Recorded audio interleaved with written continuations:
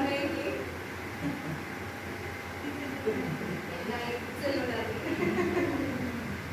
A bank is a financial institution that accept deposit, provide loan, and offer various financial services like money transfer, investment, and digital banking. बँकेकडून आपल्याला ह्या सर्व services bank आपल्याला ह्या services provide करते, जसं मनी transfer करणे, PhonePe, Google पे. म्हणजे घरी बसल्या बसल्या बँकेत जाण्याची जरूरत पण पडत नाही. घरी बसल्या बसल्या आपण पैसे इमिजिएटली लगेच त्यांना ट्रान्सफर करू शकतो. इन्व्हेस्टमेंट जसं की बँकेमध्ये आपण सेविंग अकाउंट किंवा फिक्स्ड डिपॉझिट असे बँकेत पैसे इन्व्हेस्ट करू शकतो. डिजिटल बँकिंग जसं की बँकिंग आता जास्त चालू आहे.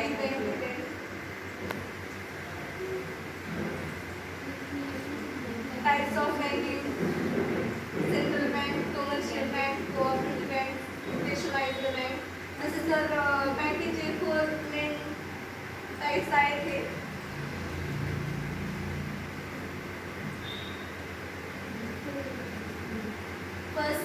First type, central bank.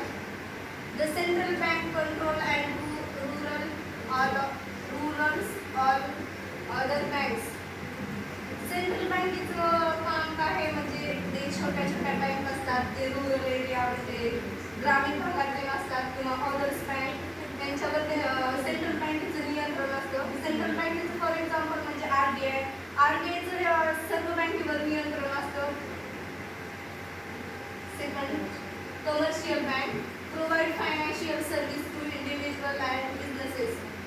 Commercial bank म्हणजे व्यावसायिक बँक, SBI, HDFC त्याचे एक्झाम्पल आहे. कमर्शियल बँक हे बिझनेसमॅन यांना लोन सर्व्हिसेस प्रोव्हाइड करते. Cooperative bank support small business and rural development. Cooperative बँकेचं काम काय आहे? कोऑपरेटिव्ह बँक जसे ग्रामीण भागात असते आणि ते ग्रामीण भागातील लोकांना सर्व्हिस प्रोव्हाइड करते, जसं रुरल एरिया म्हणजे ग्रामीण भाग आहे. Punjab number 4, regional rural bank service survey rural area with financial support for agricultural and small businessman. Rural area म्हणजे तुम्हाला कळलंच असेल, ही बँक ग्रामीण भागात असते आणि या बँकेचं काम काय आहे म्हणजे ग्रामीण भागातील लोकांना, ग्रामीण भागात जास्त करून शेती चालू असते आणि शेतकऱ्यांना लोन प्रोव्हाइड करण्याचं काम ही बँक करते. आणि स्मॉल बिझनेस म्हणजे खेड्यात छोटे बिझनेस स्टार्ट केले जातात, त्यांना पण लोन प्रोव्हाइड करते. त्यांना वेगवेगळ्या प्रकारच्या सर्व्हिसेस देते. त्यांच्यामधून त्यांच्यामध्ये म्हणजे काय बिझनेस बँक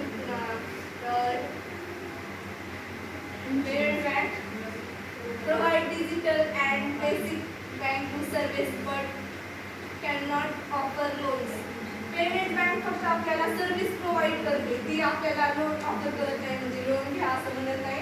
ते आपल्याला फक्त सर्व्हिस प्रोव्हाइड करते.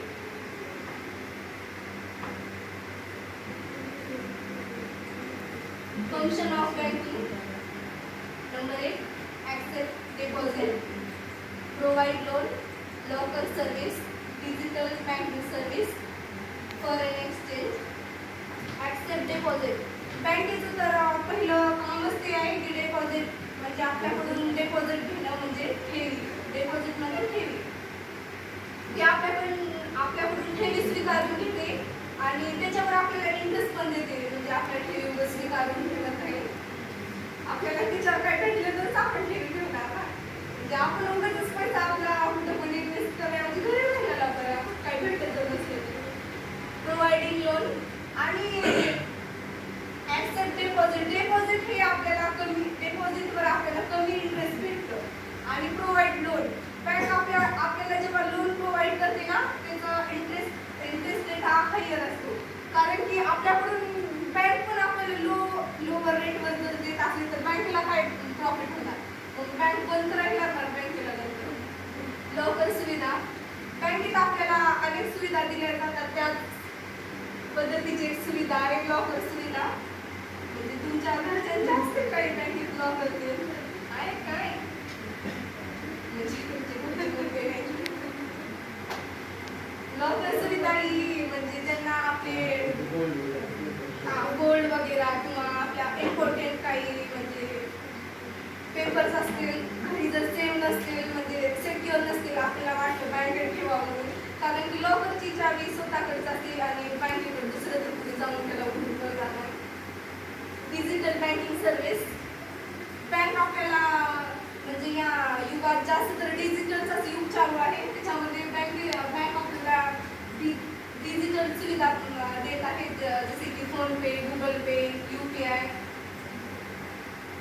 फॉरेन एक्सचेंज म्हणजे आपल्या देशातून जे दुसऱ्या कंट्रीमध्ये जातात कारण की तिथं आपली थोडी करन्सी चालणार तिथं आपली करन्सी नाही घेणार ना त्यांची करन्सी असते मग ते फॉरेन एक्सचेंज करून देते आपल्याला म्हणजे आपले पैसे घेऊन तिकडले पैसे आपल्याला बँक एक्सचेंज करून देतात.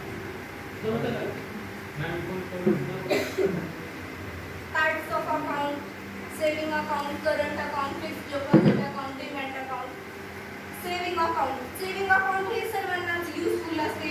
सेविंग अकाउंटमध्ये म्हणजे आपलं जे अकाउंट आपण जे उघडतो ना ते सेविंग अकाउंट असते. सेविंग अकाउंट म्हणजे आपण आपली मनी सेव्ह करून ठेवतो म्हणजे जास्त करून आपण आज सेव्ह केलं उद्या